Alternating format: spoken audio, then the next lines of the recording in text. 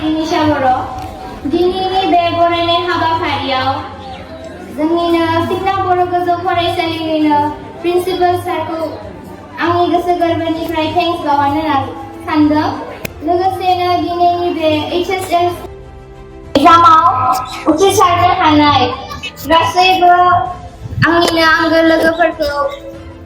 लोगोफोरजों लोगोसे जोंनि बे हाबाफारियाव आलासि नुजाफैनो हानाय सार नोंथांखौबो आं गोसो गोरबोनिफ्राय खुलुमनाय जासिहरबाय।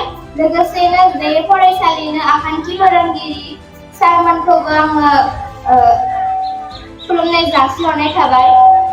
आं 80.2% लानानै HSLC एग्जामखौ उथ्रिनानै इमान गोजोननाय मोनाखैबाबो आं नंदोंमोन डिस्टिंक्शन मोनगोन होनना आं गोसोनिफ्राय मोनसे इदि मार्क मोनगोन होनना सानदोंमोन, नाथाय बिसिनि मार्क मोनदिया। थेवबो जेबो नङा, बे मेट्रिक आनजादनि मार्कआ जेबो भेल्यु गैया। जों बिनिफ्राय गोबां नाजासिननांगोन। जोंनि बांसिन इम्परटेन्ट मार्क होनबा जोङो HS फाइनेल एग्जामाव जेमान हायो जोङो लाखिनो नाजानांगोन। जों मेट्रिक आनजादाव खम मार्क मोननानै गोसोखौ लोरबां खालामनो नाङा। आं जेरैबायदि 80.2% मोननानै लोरबां जायाखै, बिनिफ्राय आरो मार्क मोननो नाजागोन होनना आं सानदों। आङो बे स्कुलनि मुंजों लोगोसे गावनि बिमा बिफा ओनसोल लोगोसे आं जा कलेजाव फरायगोन बेनि मुंखौ आरो गोजौआव लाखिसिनो आं नाजागोन। आंनि बे मोनसे कनफिडेन्स दङ आंहा। आङो दा आंनि एमआ जाबाय सासे ओनसोलनिनो मादाव गोख्रों आरो साबसिन डक्टर जानाय। आङो बे स्कुलाव फरायनानै जोबोद मोजां मोनदोंमोन। आङो फार्स्टआवनो आङो सेन्ट जेभियर हाइ स्कुल तामुलपुराव फरायनानै फैदों इंलिश मिडियामनिफ्राय। आङो बेनिफ्राय सिखना बर' गोजौ फरायसालियाव क्लास 9आव मुं थिसनबोबाय।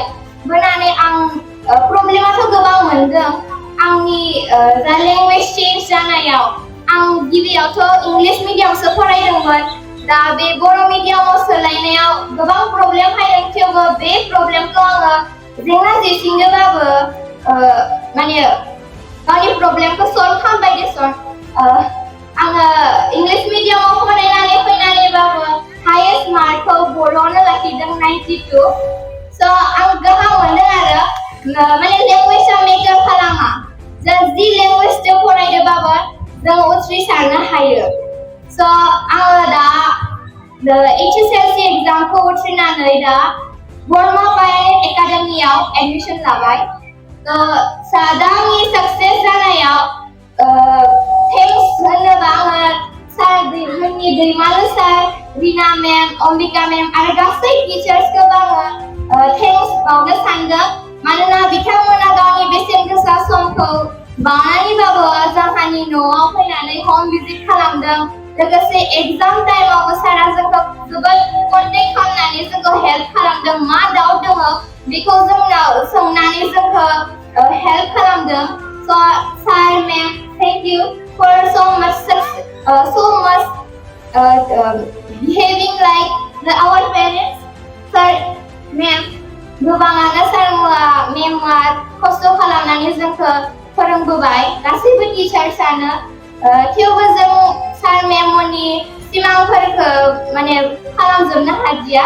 जोङो सारमोना जोंखौ स्टेन्ड मोनगोन होननानै आसा खालामदोंमोन, नाथाय जों सारमोननि सिमांफोरखौ जाफुंहोनो हादिया।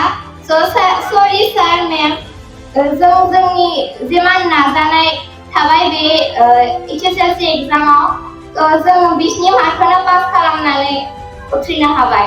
आङो लास्टआव गासैबो 2025 मायथाइयाव जा फरायसाफोरा मेट्रिक आनजाद होगोन बिथांमोनखौबो आङो फैबाय थानाय मेट्रिक आनजादाव जोंनिफ्राय साबसिन हामसिन मार्क लानानै जाहाथे बे फरायसालिया जोंनि स्टेटनि मादाव फार्स्ट जानो हानाय, मार्क मोननो हानाय बायदि आं आसा थाबाय। जोंनि आगैमोना जोंनिफ्रायबो साबसिन हामसिन जाहाथे 520 क्र'र्स जानो हानाय बायदि डिस्टिंक्शन स्टेट माने सेकेन्ड, नो थार्ड, नो फेल, नो सेकेन्ड जानाय एमखौ सारमोननि आंनि बे सिमांखौ जाफुंहोनो नाजाथार होननानै आं आसा फारिबाय।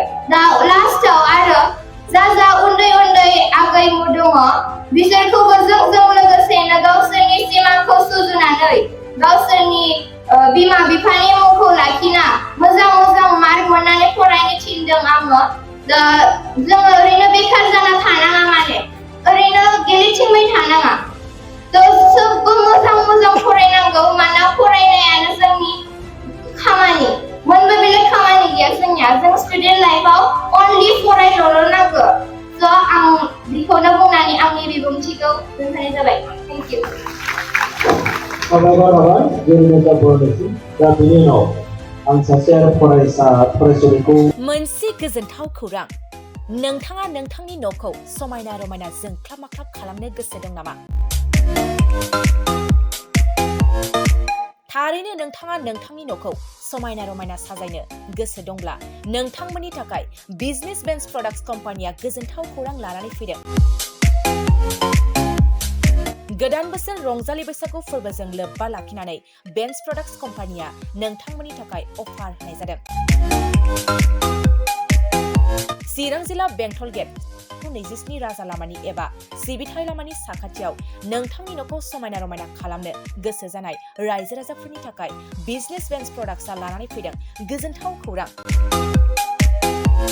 पलिग्रेनाइट, WPC एबा PVC, wooden flooring, wallpaper, steel roofing, soffit ceiling बायदि गाबनि न' साजायग्रा खम बेसेनावनो नोंथांमोना बायनानै लांफैनो हागोन।